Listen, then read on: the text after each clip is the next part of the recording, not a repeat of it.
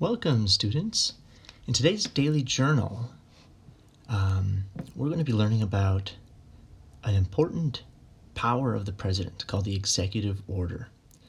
I'm going to go ahead and just read the instructions here. It says, one part of the president's job is to set an agenda for the country. An agenda says what our country's priorities are. Let's just think, what is an agenda? We use an agenda in class. That's something that oftentimes we will list before a meeting so that we know what we want to talk about, what is important. The things that are important to us are our priorities. When I wake up in the morning, my first priority is to wash my face and brush my teeth and eat breakfast. That's what's important in the morning. So that's my agenda, first thing in the morning. But our country also has an agenda. Our country also has priorities. So the agenda includes things that are that the president thinks are important. That's part of being a leader, is knowing what's important and leading the country in that direction. So one of the powers a president has is the executive order. So the first thing we're going to do, we got a video here, and we can watch that right away. And I always encourage you as a reader and as a writer to take a look at what kind of work you're going to be doing before you begin the work. What are the questions that are being asked before I start doing my reading, or in this case, we're going to view a video together.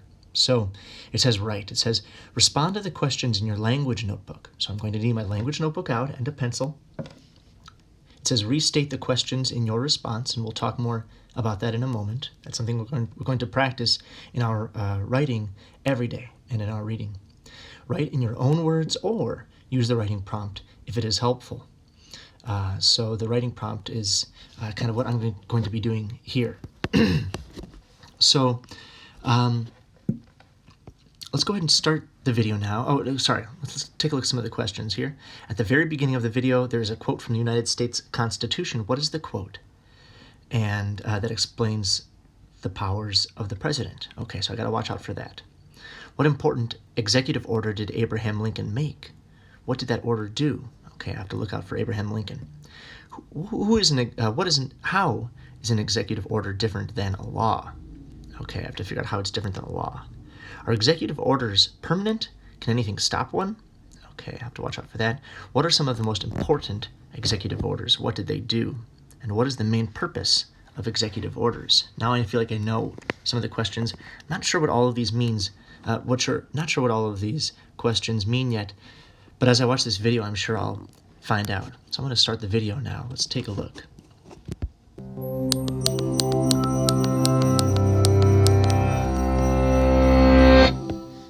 On January... Oh, that was important right away. Here's that first question. At the very beginning of the video, there's a quote from the United States Constitution. What is the quote? What is this quote that explains the power of the president? It says, the president shall take care that the laws be faithfully executed. Faithfully executed means that they're going to be completed. So I'm going to go ahead and start my writing. To do that, I'm going to open up my language notebook. And I'm going to label my next clean page. We'll call it Powers of the President. And what is this power of the president? Executive orders.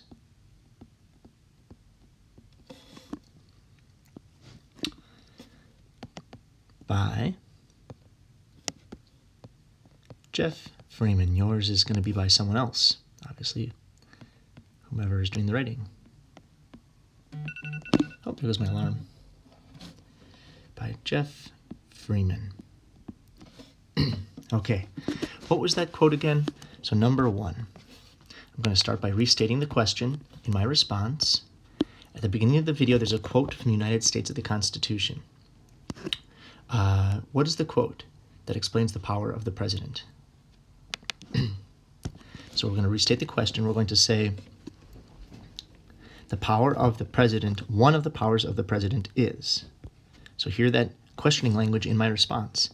One of the powers of the president is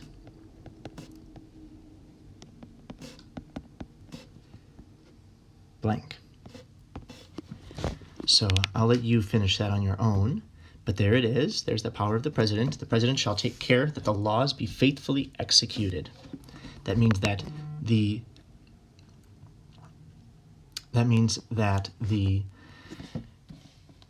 president is going to make sure that laws that are supposed to be happening are actually happening. It's like you might have a rule in the classroom, and the job of students and teachers is to make sure that that rule is actually being followed. Okay, question number 2. What important executive order did Abraham Lincoln make? Let's find out.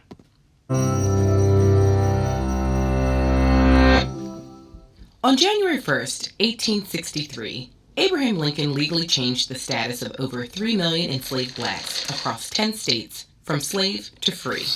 His Emancipation Proclamation wasn't a law or a presidential decree. It was an executive order. The framers of the American Constitution made the power of the executive order available to the executive branch. Did you catch that? Let's watch it one more time. Free. His Emancipation... So Abraham Lincoln made an executive order called the Emancipation Proclamation that set people who were enslaved free from slavery. Let's go ahead and write that down. So, again, we're going to restate the question. This question was, what important executive order did Abraham Lincoln make? So we'll say,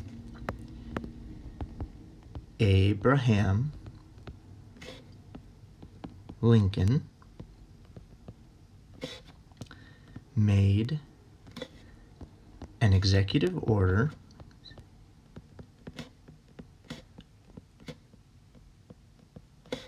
that did what? What did the executive order do?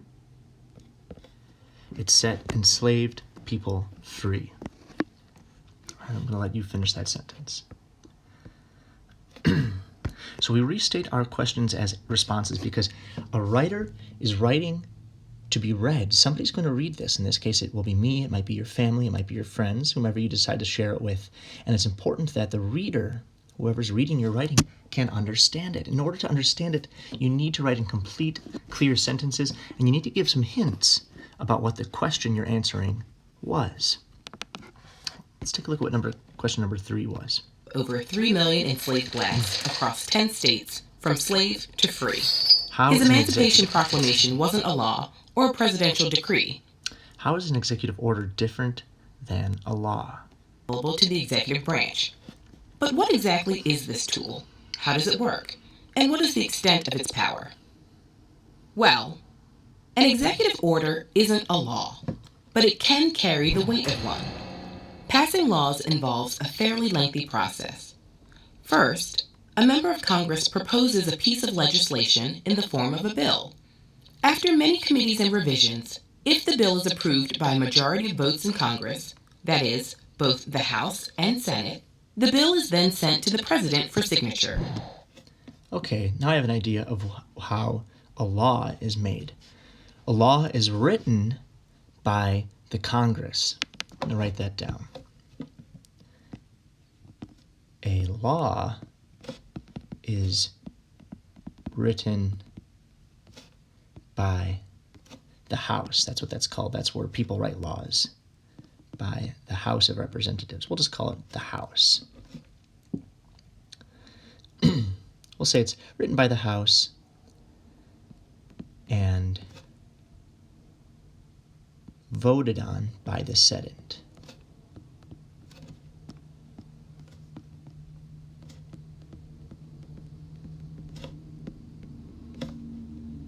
Then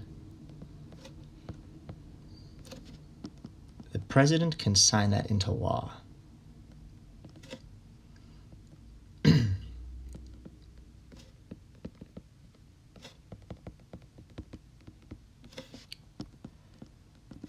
Does it take a long time or a short time? Well, according to that video, it can take a long time.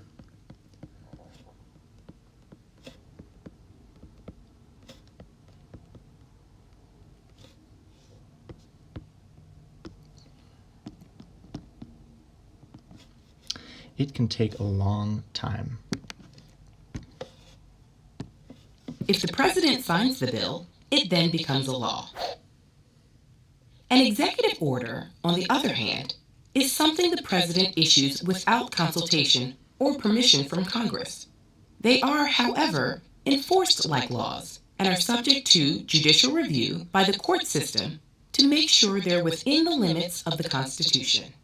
That means the courts have the power to invalidate any executive decisions that they determine are an overreach of the president in trying to assert power. And once the president leaves office, if his... So, a law is written by the House and voted on by the Senate. The president can sign it into law, and it can take a long time. An executive order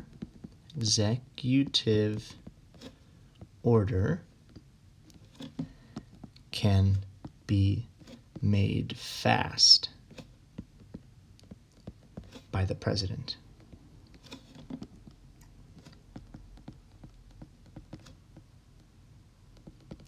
And not everyone needs to agree with it.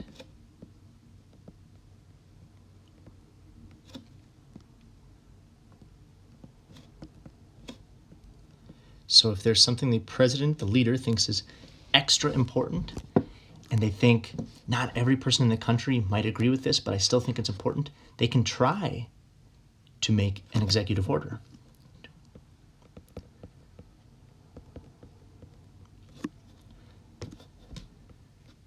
All right, question number 4. Let's take a look at what question number 4 is. Now remember, at any point in this, if you want to do some of this writing, and it's helpful to look at what I've written, you can just pause the video and do some of that writing in your notebook. It's important to just get some words on the page, and some of these I'm going to really ask you to do the thinking and writing. Some of it, it's okay if you just kind of follow along with the work that I'm helping out with here. Let's take a look at question number 4. What was that?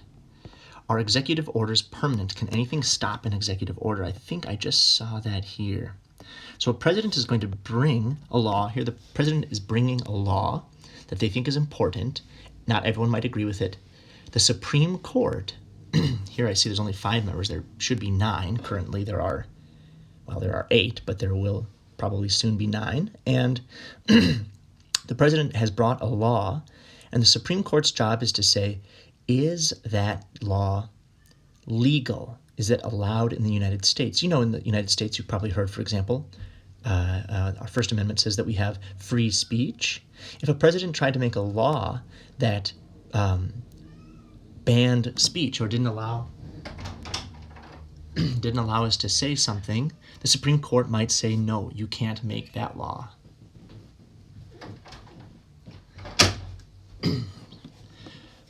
Let's take a look. Overreach of the president in trying to assert power. So here we said the Supreme Court said, no, you can't make that law. Oh, my alarm just went off. So we say,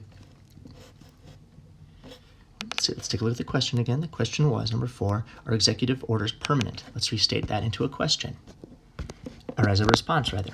The response would say, executive orders. So take the question, are executive orders permanent? And we just learned that they are not permanent. So how do we make that a response? Executive orders are not permanent.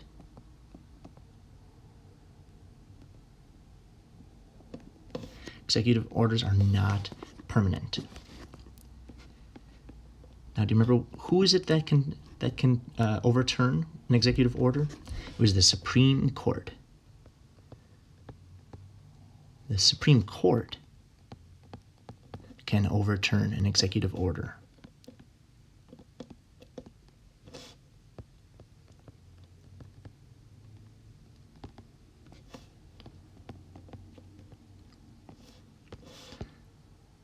All right. So they're not permanent. What else? And once the president leaves office, if his or her successor wants to eliminate the executive order, they can do so. All right, so the next president can also get rid of the order. they're not permanent. Because remember, presidents are not presidents forever. We have elections every 4 years, and a new president can be elected. The next president can be called overturn. That means to change, turn the order. All right, number 5, let's take a look at that. Number 5 says, what are some of the most important executive orders? What did they do? Now this is going to be, I want you to kind of watch this part of the video yourself really and make some decisions yourself here. But we're going to start, I'm going to help you restate this into a prompt. So we're going to say that, what are some of the most important executive orders? So a response that restates the question would say, one of the most important executive orders was blank. And you're going to say, what was the president that made the order? So we'll say it was blank. So what did the order do? And we'll say made by President blank. Which president made that order? So one of the most important executive orders was blank. I'll let you pick which you think is most important. It's up to you. There are a number of examples in this video. Some of them are good, some of them are bad. I'll let you decide which you want to write about. There's a little comma right there. Made by president, and who made the order? Who made that executive order? What is the main purpose of executive orders? And here I want you to do, again, some writing on your own. You're going to say the main purpose of executive orders is blank. Now I'd say the main purpose, we talked about this earlier, is to make decisions quickly and to make sure that laws are followed, even if they're not necessarily popular. You might have a rule in the classroom that might not be popular, but we need to make sure it's followed. And people might be ignoring that rule because they don't want to follow that rule.